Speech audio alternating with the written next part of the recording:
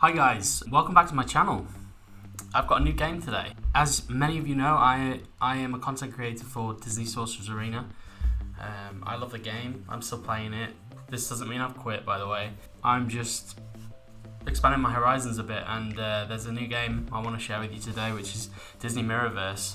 There's a couple of DSA people have moved over to this game to play this game as well, and I've been playing for the last, basically since global launch, and really enjoying it. So I decided to put this video out there to help new beginners, because I'm a beginner, but I feel like I've got a bit of direction now and know where I'm going with the game. So I thought I'd share my top 10 beginner tips with you guys today.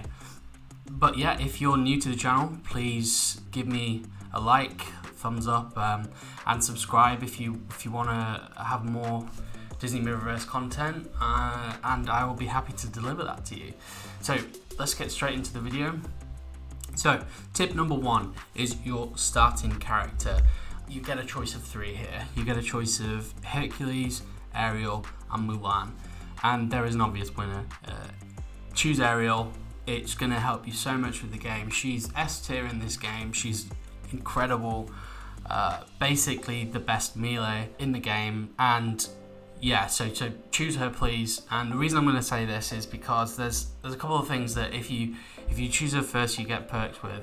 Now, when you choose your starting character, you get packs in the store for that character. Now, Ariel, I think you get her starting out at 3, and then you can get her packs in the store which take her up all the way to 5-star. You can actually get some astrals for this. Now, I'll explain astrals very briefly, is that once you reach 5-star, you can actually go higher with your characters, and it's called astrals. And basically, if you tier up these characters beyond 5-star, so if you keep getting shards for them, you can get effectively leveled up through astral ranking, and that goes all the way to 10, and it gets progressively, you need progressively more shards to rank up effectively. But I've got astral 3 here because in getting her pack, you actually get I think it's double the shards. I don't know if that's intentional, but effectively that's what happened. And so I've got a really powerful Ariel, and as I say, she's S tier in the game. So that's my tip number 1. Tip number 2 is going to be join an alliance, right? So currently there's not that much for alliances in the game. However, and what I mean by that, there's not that many benefits to being in an alliance currently, just based on what the game has to offer. However, you still get extra. You still basically get currency for a store, and I'm going to show you this one.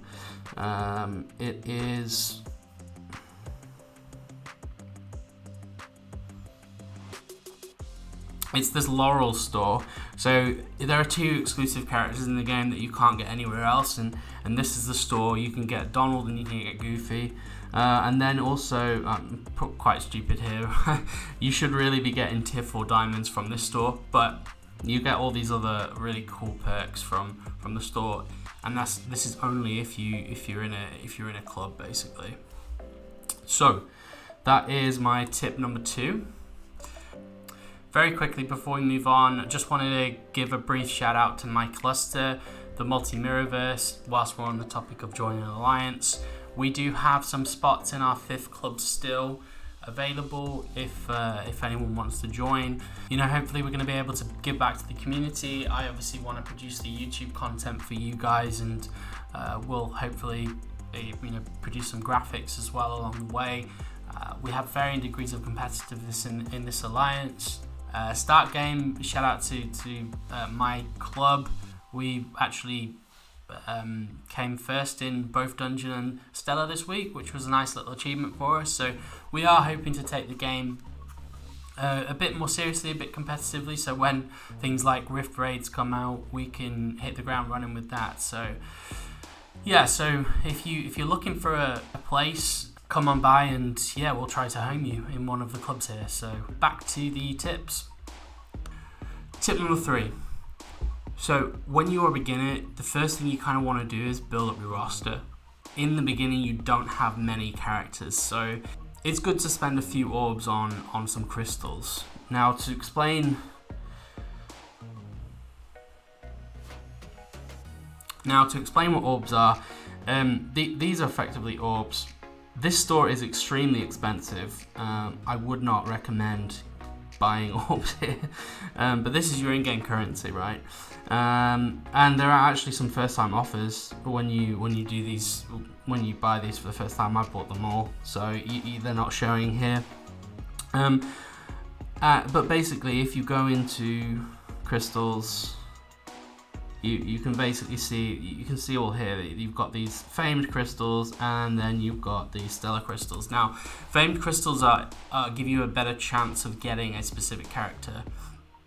However, stellar crystals kind of give you a chance of random characters, and they're much cheaper. Orbs are really, really expensive, so I wouldn't go to town here, but definitely building up your roster in the first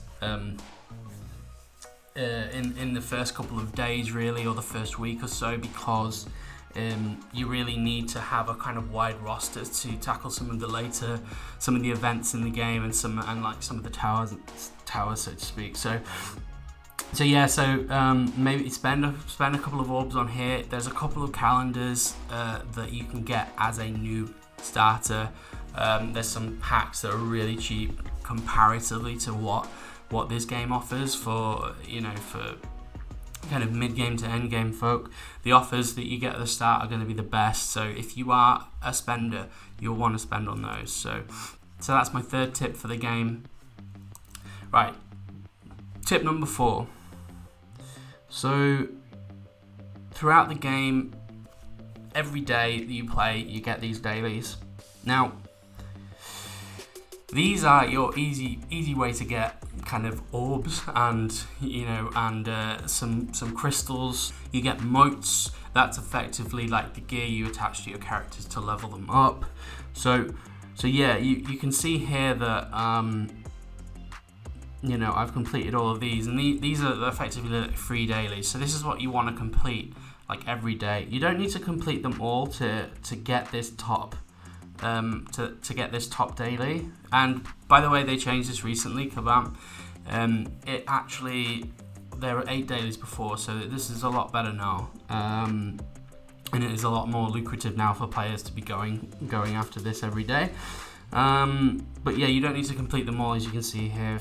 I've not done the story encounters, because the story in this game, once you've completed it, you don't get to like earn rewards again. So I haven't done that one, and then Tower, I've not done that one yet either. And as you can see, I've completed it, so I've got my 20 orbs, I've got my 150 crystal fragments, so if you get 1,000 of these, you can create a stellar stellar crystal, and chuck that into the mirror, and maybe get a good character out of it.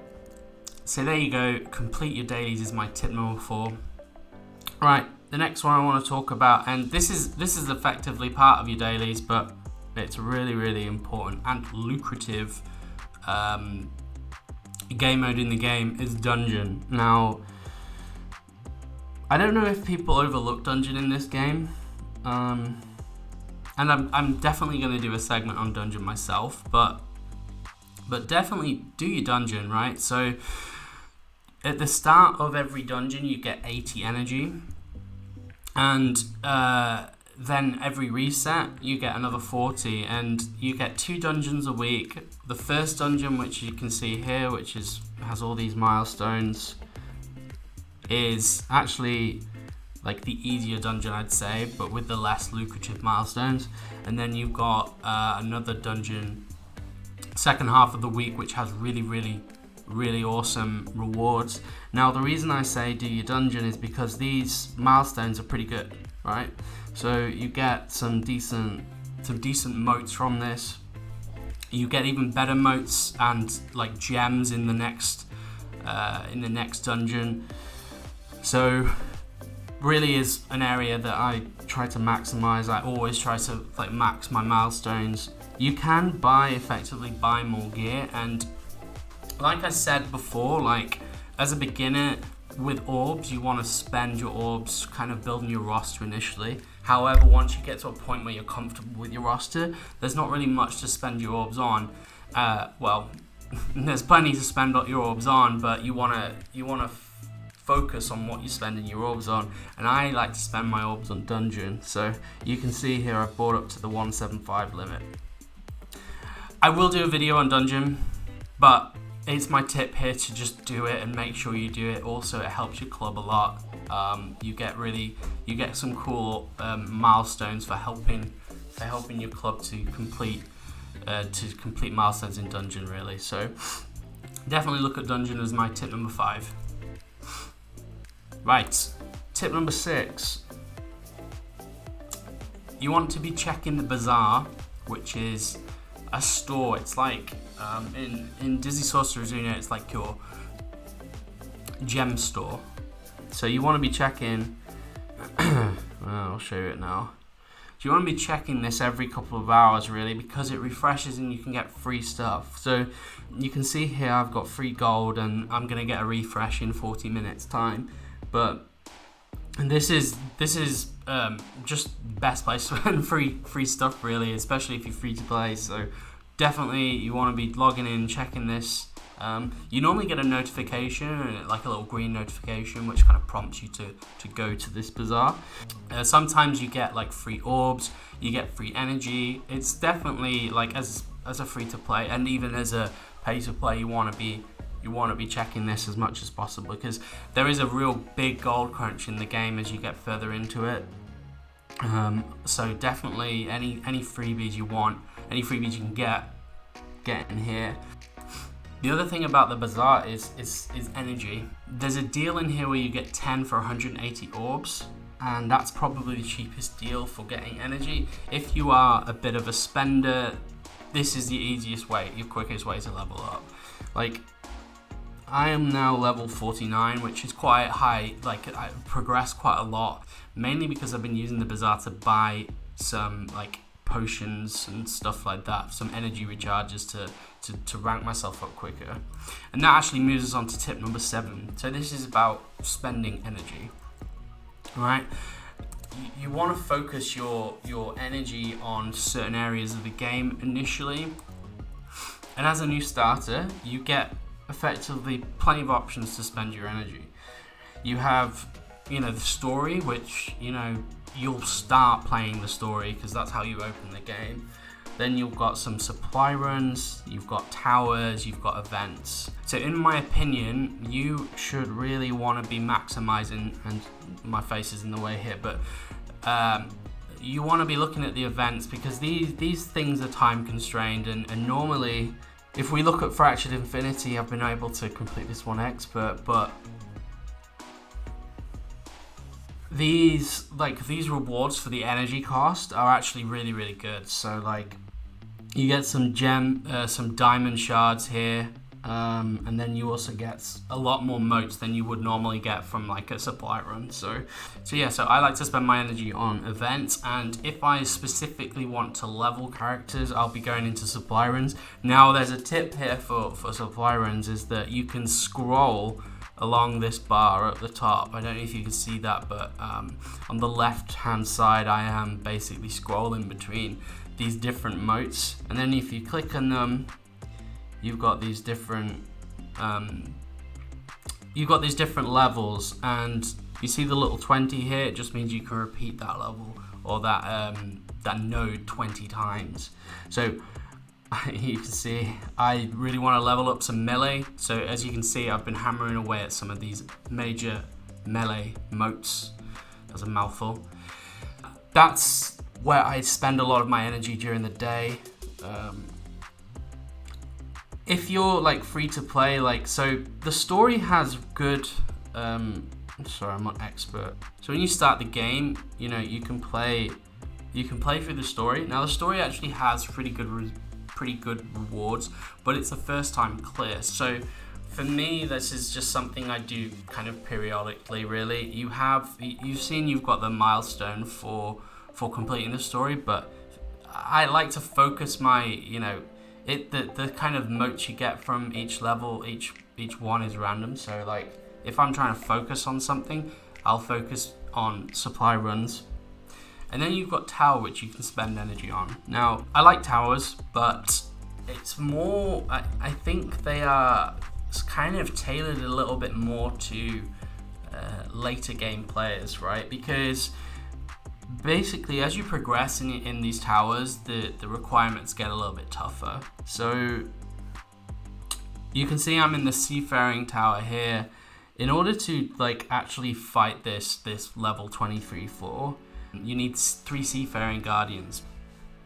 And Seafaring Guardians are these characters here, right? So if you haven't built up your roster, you're going to quickly get gated on where you can progress. This is why I said, like, one of the first things I would do with my orbs is to buy a couple of stellar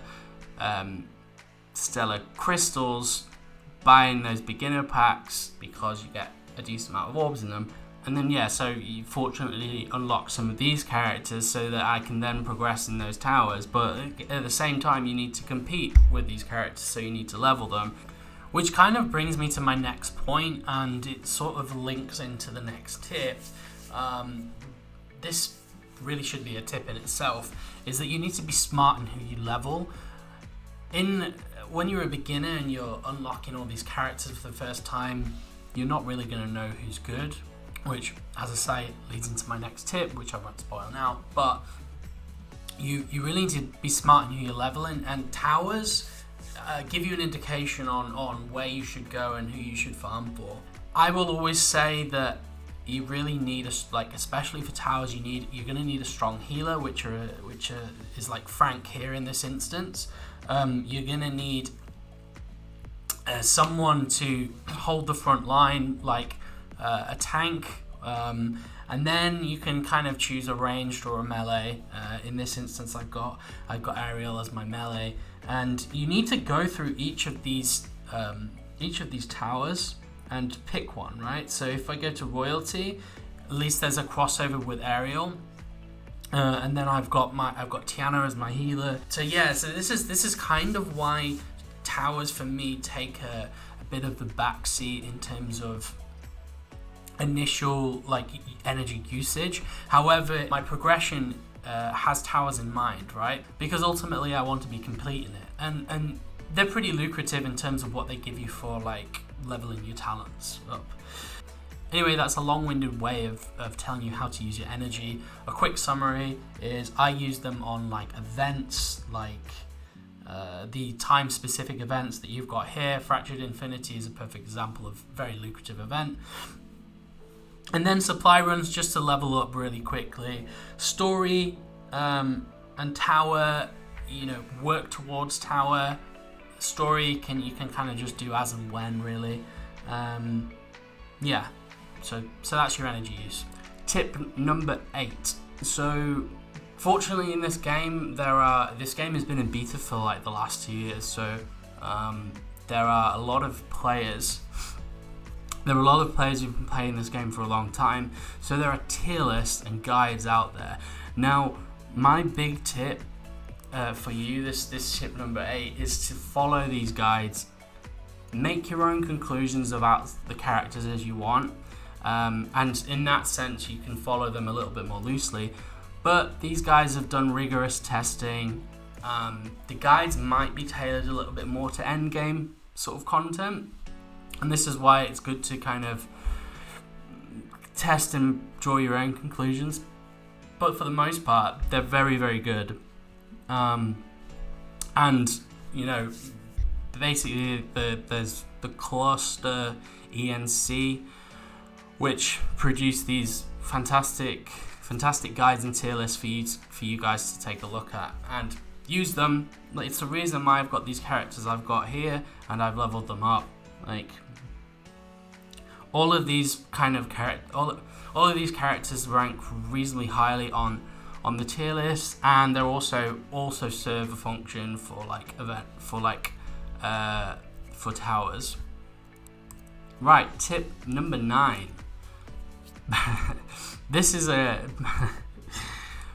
spender's tip. Now, I've talked a bit about spending in this game. I am a dolphin/whale by choice. you can completely play this game free to play. And I know by saying spend your orbs on building your roster initially, it seems like a waste of orbs. I do think it's important to get that roster built initially, so spending a couple of orbs on crystals to begin with is kind of important. The next big thing in terms of spending and the best value for your money, who's just going to help you so much in this game, is buy this fella here, Mickey Mouse.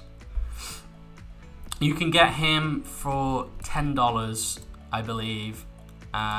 He comes unlocked as 4-star. You get a couple of orbs with it, and I think you get this offer when you complete. It's like a certain level in chapter 3 of the story. He pops up as an offer for $10. Get it? It's the best money you'll spend in a game. The reason I say this is because he's a healer, and so much of this game relies on healers the further in you get. So Mickey is easily the best healer in the game, and he actually reduces cooldowns of your other characters' abilities, like big abilities. So he just does everything. So it's the best value for money you can get.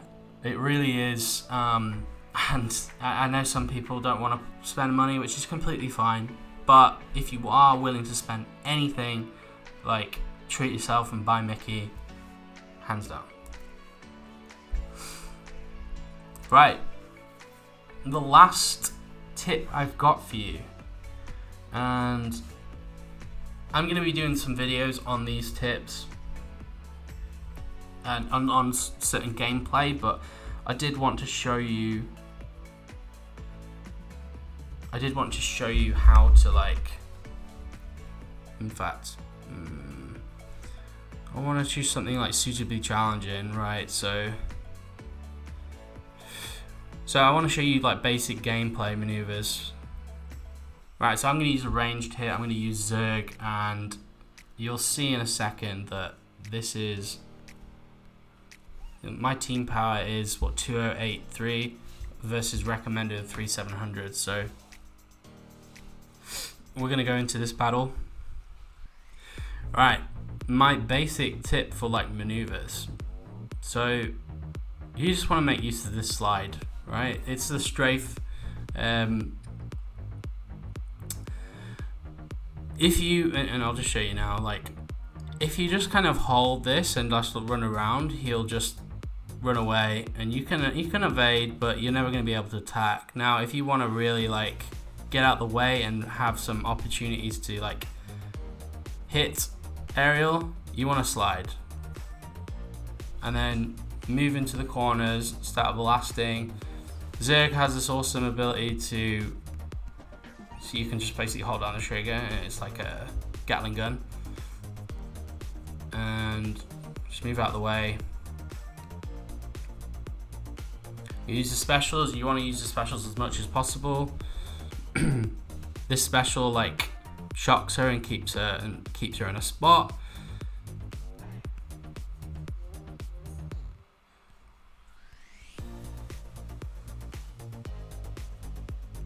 Keeps her rooted, I should say. And this is a much more powerful tune. So it really is just about basically making use of these sliding. Kind of simple. It looks kind of easy, really. And this is one of the hardest 1v1 levels. I haven't actually spoken about 1v1s. 1v1s have minimal cost and have really great rewards. So definitely do these. It doesn't cost anything to you. Yeah,